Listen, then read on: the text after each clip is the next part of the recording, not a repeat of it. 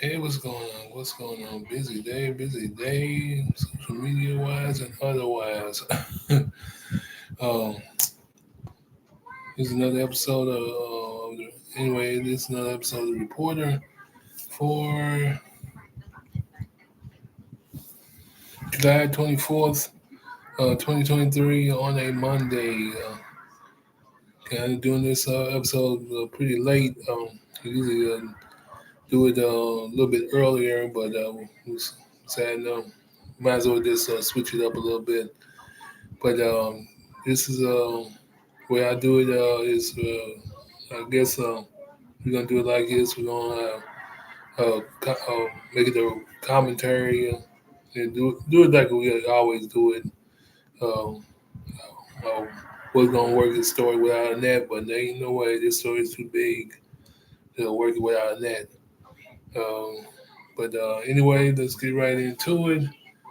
Of course, everybody knows what about the UPS situation. How if they don't get a contract together, that the men and women in brown are gonna protest, for it, and who and talking about one of the biggest protests with some of the biggest side effects behind it if that would happen. And bottom line, you better quit playing with these people. Better quit playing with them. But let's get right into it um, with the story. Brought to you by WRB, of course. Um, Louisville, Kentucky.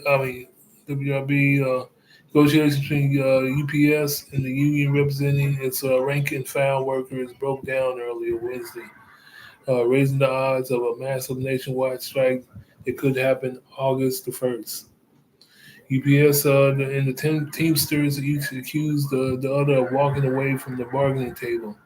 While a strike is not assured, no additional talks were scheduled as a Wednesday afternoon. For some frontline workers, the development made a walkout seem more likely. I've been preparing for and telling everybody that I've worked with and know that they should be preparing because I hoped that we would get to this point. But I really thought that we would, said Geraldine Dawson, a part-time package handler who has worked at the UPS World Port Global Air Hub in Louisville for 25 years. UPS is going to push the ladder. They're going to do the best they can to get what they can get. But you have to know that when you pay your people, Atlanta-based UPS in the union, which represents about 340,000 package handlers, delivery drivers, and other hourly workers, have been negotiating for months ahead of the expiration of their current 5-year contract on July 31st. Teamsters have said their members deserve substantial raises and benefit hikes in light of their work during the pandemic, which has helped the UPS profits soar. This multi-billion-dollar corporation has plenty to give American workers. They just don't want to. The National Brotherhood of Teamsters President Sean O'Brien said in a statement Wednesday, UPS had a choice to make, and they have clearly chosen to go down the wrong road. After working late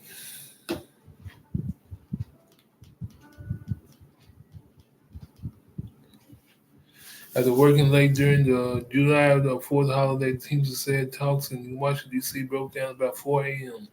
when UPS refused to furnish a last best final offer for its members to vote on. UPS said that it is the Teamsters who left the table, despite the historical proposals that it had built on our industry-leading pay. Bryan said that it was necessary for the UPS to represent an acceptable contract by July 5th for UPS rank and file employees to have time to ratify it in a vote by August 1st. However, it is up to the union whether to continue working past the current contract expiration.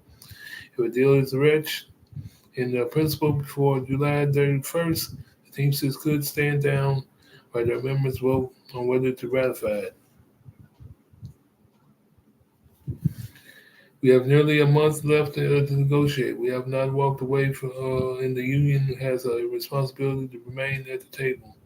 UPS spokeswoman Michelle Polk said Wednesday.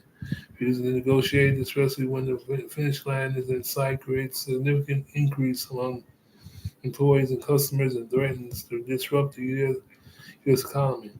Only our non-union competitors benefit from the Teamsters' actions.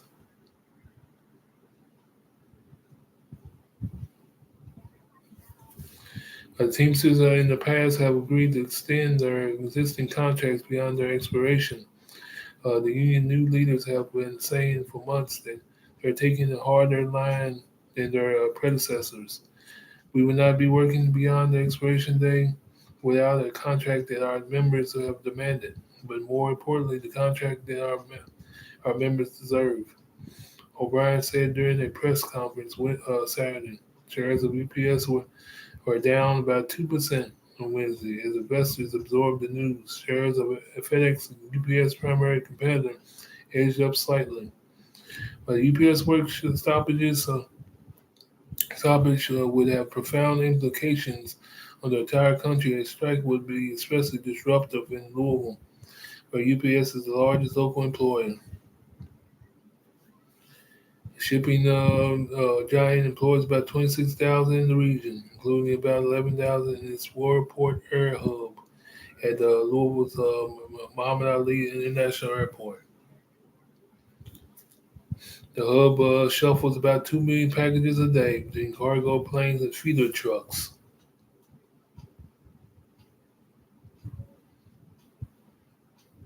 But basically, it's a he said she said thing.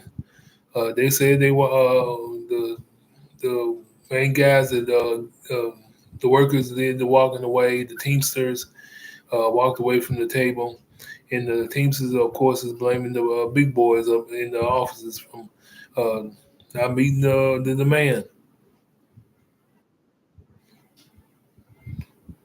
But bottom line, is playing around. It's gonna hurt the nation if they don't get together and quit acting like a bunch of kids, especially up front. Somebody's gonna have to somebody's just gonna have to play, bend and bend now, and that's all it's to it. Because it's somehow the how the big boys in suits are they're so childish. Why would the workers want to hurt them own selves? All they want is something fair, something fair. All they want is a situation that's fair to them. In other words, but that's what happens when when you get a little power. You think you don't have to do a thing, like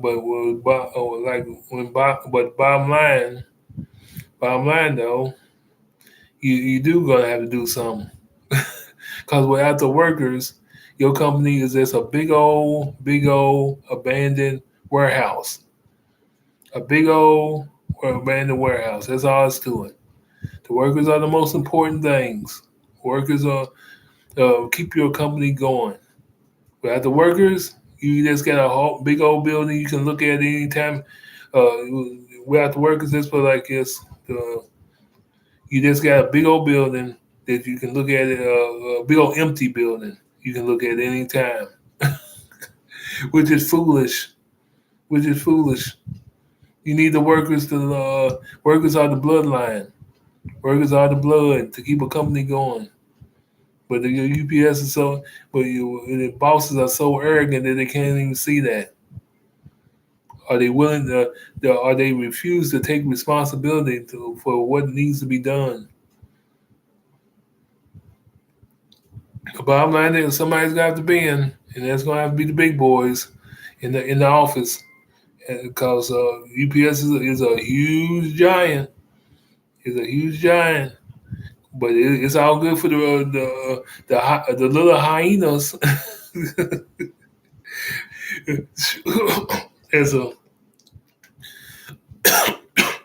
as this big lion, aka UPS, keeps from going under. It's all good for them. All they gotta do it just gives them a chance to sweep in, to put it like that, to sweep in and take the business, take some of the business away from the main business that usually gives the people that usually gives the UPS. You know what I'm saying? But business that usually the UPS usually collects. In other words, so it's all good to them. It doesn't matter. But this is just one big old hot mess that UPS and their own workers are having a problem with. But like I said, somebody's gonna have to bend, somebody's gonna have to break, and it's gonna have to be them guys in the suits in the offices. Because like I said, the employers keep the business going.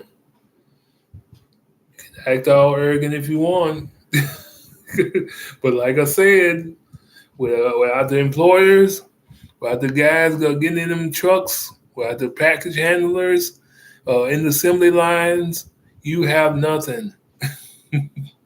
You have nothing at all.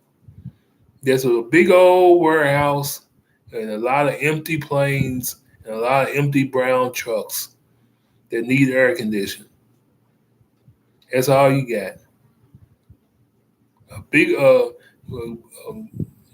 while you sitting in your big office looking foolish, ain't running nothing,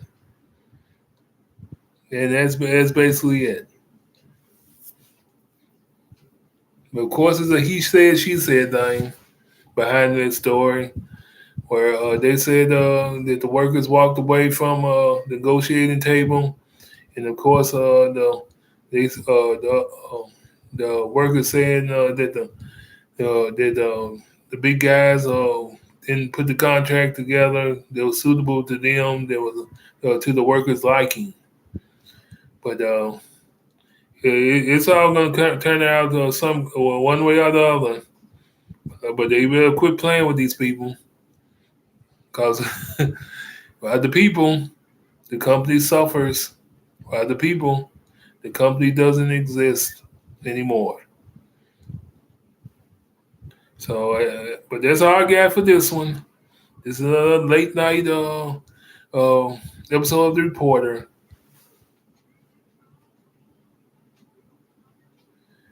on a Monday, July 24th. Happy birthday, J Lo.